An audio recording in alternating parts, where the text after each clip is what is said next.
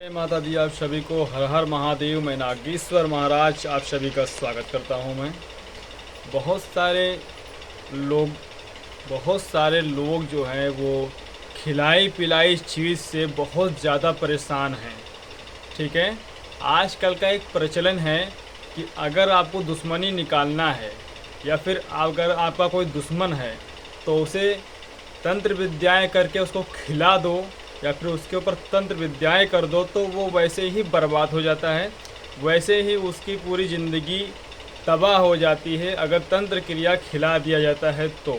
ठीक है, तो खिलाई हुई चीज़ से जब लोग परेशान होते हैं तो उनको बहुत सारी तकलीफ़ें होती हैं।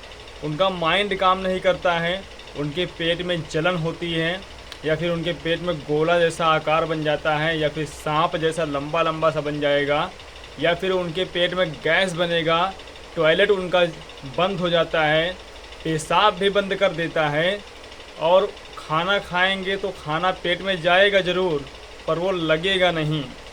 थोड़ी देर में फिर आपको भूख लग जाती है या फिर कमज़ोरी कमज़ोरी सा हमेशा लगता रहता है। पैरों में दर्द होगा, पैरों में जलन होगा, कभी कभी तो आपका ये सिर पकड़ के बैठेगा, छाती में आके बैठ जाएगा।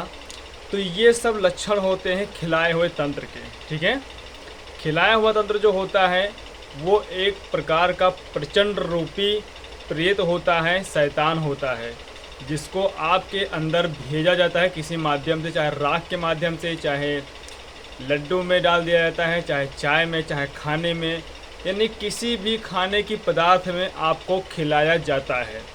तो खिलाया हुआ तंत्र जो होता है इस प्रकार से आपके अंदर जाता है और फिर ये रिटर्न क्यों नहीं आता, इसके पीछे का कारण पहले समझ लीजिए। आप वापस क्यों नहीं आता? इसको चाहिए होता है एक शरीर, मतलब जो तंत्र आपको खिलाया जाता है इसको एक शरीर चाहिए होता है। मतलब जो शैतान होता है उसको तांत्रिक बुलाता है, बंधन कर लेता है, फिर उसको बोलता है कि मैं तुझे एक दूसरा शरीर दे रहा हूँ, इस शरीर को तुम मार के ले जाना, फिर अपना गुलाम बना लेना। अगर कोई तंत्र विद्याओं से परेशान उसको खिला दिया गया, अगर उससे मौत हो गई तो जो शैतान उसको मारेगा उसको वो गुलाम बना के पूरी ज़िंदगी रखेगा। ये स्वयं मैंने बात भी किया है, मैं शैतानों से मैंने बात भी किया है। किसी के ऊपर आया है तो मैंने पूछा है कि क्या काम करता है तू, इसको ले जाके क्या करेगा, तो उसने मुझे पूरी डिटेल्स बताई कि ऐसे ऐसे। हालांकि मुझे हर कुछ तो पहले से ही पता है कि कैसे क्या होता है। ठीक है, नागेश्वर महाराज को तो जानकारी पहले से है। तो ये सब तंत्र होते हैं, ऐसे काम करते हैं। तो बहुत सारे लोग पूछ रहे हैं कि इसको निकालने की प्रक्रिया बताइए।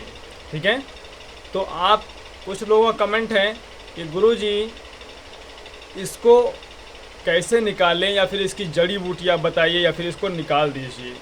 तो आपको मैं बताना चाहूँगा कि जो तंत्र खिलाया हुआ होता है वो प्रचंड रूप से होता है, बहुत ही ज़्यादा प्रचंड होता है।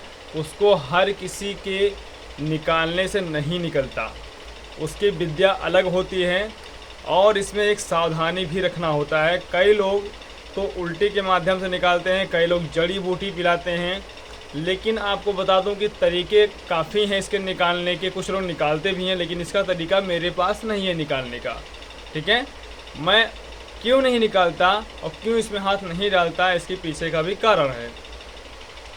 अगर आपने खुद से प्रयोग करना शुरू कर दिया, अगर आपने, बहुत सारे लोग कह रहे हैं जड़ी बूटी बता दो तो हम निकाल लेंगे। ठीक है, उनको पता ही नहीं है कि तंत्र के बारे में, कि तंत्र अंदर बैठा है तो है क्या।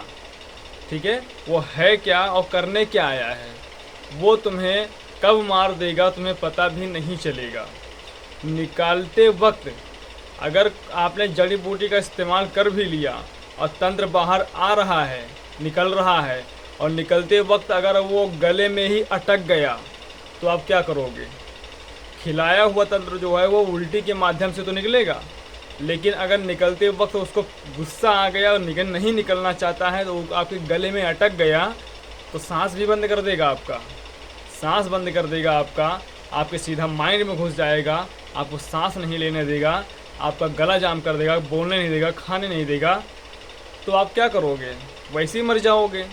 तो तंत्र जो है खिलाया हुआ उसको निकालना इतना आसान नहीं होता है और ख़ुद से निकालने की कोशिश भी आप ना करें। ठीक है, किसी अच्छे तांत्रिक जो दृष्टिवान हो, जिसके पास ओपन दृष्टि हो, मतलब वो शरीर के आर पार भी देख सकता हो कि तंत्र कहाँ पे बैठा है, किस शरीर के किस हिस्से में बैठा है तंत्र, तब जाके वो तंत्र निकलता है। ठीक है, इस प्रकार से होते हैं तंत्रों की जानकारी जो खिलाया हुआ होता है। जय माता दी, जय भैरव, जय महाकाल, जय महाकाली, जय गुरुदेव, हर हर महादेव।